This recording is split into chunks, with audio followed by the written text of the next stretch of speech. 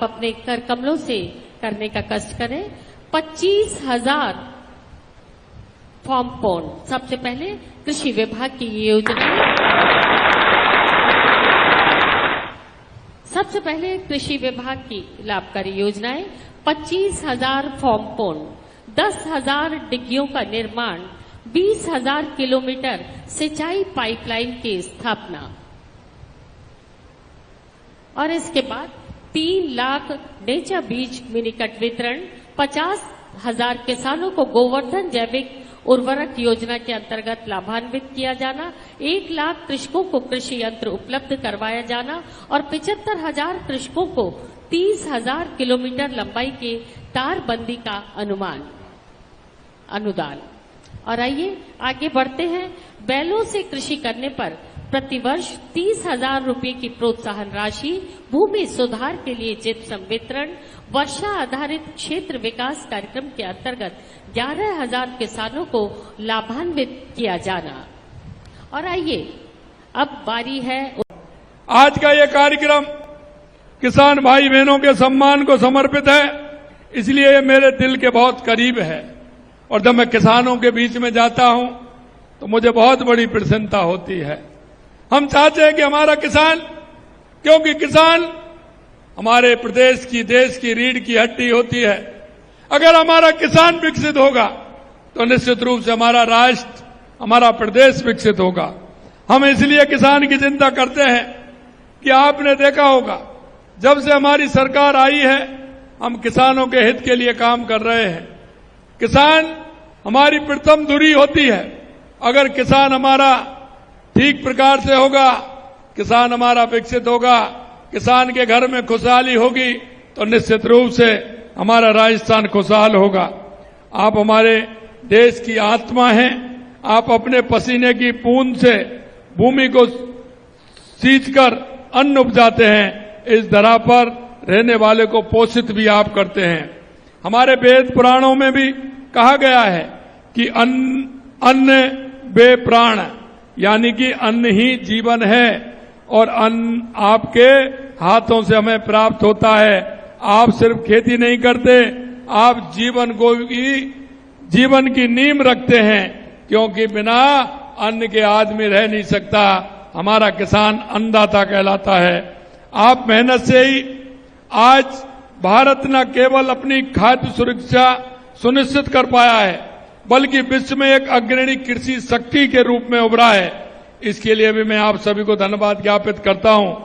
आपके अथक परिश्रम, लगन, आपके योगदान की दिल से प्रशंसा करता हूं, क्योंकि आप जिस तरह से काम करते हैं, सूरज की तपती धूप हो या कड़ाके की सर्दी हो, हमारा किसान उसमें भी काम करता है। हर मौसम में वो खड़ा रहता है। जब लोग अपने घरों में चैन की नींद सोते हैं, तब हमारा किसान खेतों में सिंचाई करता है, रखवाली करता है। और मैं क्या करूं, क्या बताऊं आपको, मैं सारी बातें जानता हूं। किसान की मेहनत कितनी होती है और किसान कितनी मेहनत करता है और उसके बाद उसके परिवार का पालन होता है। मैं एक किसान की पीड़ा को अच्छी तरह से समझ सकता हूं, क्योंकि जो काम आप करते हैं, मेरे जीवन में वो काम भी मैंने किए हैं। इसलिए मैं जानता हूं कि किसान को कैसे आगे बढ़ाया जा सकता है। और इसलिए आप देख रहे हैं, तारबंदी से लेकर के पशु पालन से लेकर के जितनी भी सारी योजनाएं किसान के इर्द गिर्द घूमती हैं, हमारी सरकार उनको लागू कर रही है। मैं देखता हूं, मैंने पशुपालन के क्षेत्र में मोबाइल जो बहन हैं किसान के पशु के इलाज के लिए, उनको मैंने इसलिए भेजा है क्योंकि किसान का जब पशु बीमार होता है, किसान के पास साधन ले जाने के लिए नहीं होता है। किसान किसी ना किसी के पास जाता है, उस साधन को 500, 1000, 1500 रुपए में करता है और वो नजदीकी अस्पताल में लेकर के जाता है।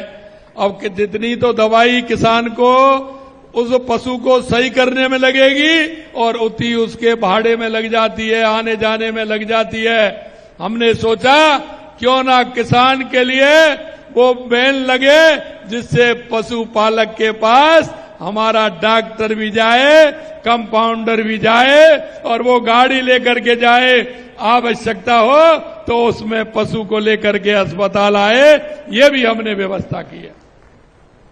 लेकिन इसको कोई नहीं समझ सकता है कि किसान के पास साधन नहीं होता है तो मुझे साधन करना पड़ता है। हमने कहा है कि हमारे किसान के जितने भी केस हमारे एसडीएम ऑफिस में चल रहे हैं, हमने एसडीओ को निर्देशित किया है कि जब आप गांव में जाओगे तो हमारे उस गांव के किसानों के जितने मुकदमे चल रहे हैं उनको लेकर के गांव के बीच में जाइए, उनसे बातचीत करिए, बातचीत के माध्यम से उनको निपटाइए, उनको फैसलों को करिए, तुरंत किसान को लाभ मिल जाए। नहीं तो आप देखते हैं किसान गांव से चलता है, सुबह कुछ नाश्ता पानी कलो करके वहां से निकलता है, खा पी करके दिन भर पूरा भूखा रहता है, मां वकीलों के चक्कर लगाता है, ऑफिस में जाता है, फिर अब शाम को वापस आता है तो उसका भाड़ा भी इतना लग जाता है। हमने कहा कि अगर हमारा किसान वहां जाएगा तो किसान का एक दिन का काम भी छूटेगा, उसकी आर्थिक स्थिति भी कमजोर होगी क्योंकि भाड़ा किराया उसका लगेगा। हमने कहा कि एसडीएम उस गांव में जाए, महीने में एक बार कैंप लगाए जिससे हमारे किसान को किसी भी तरह की परेशानी नहीं हो।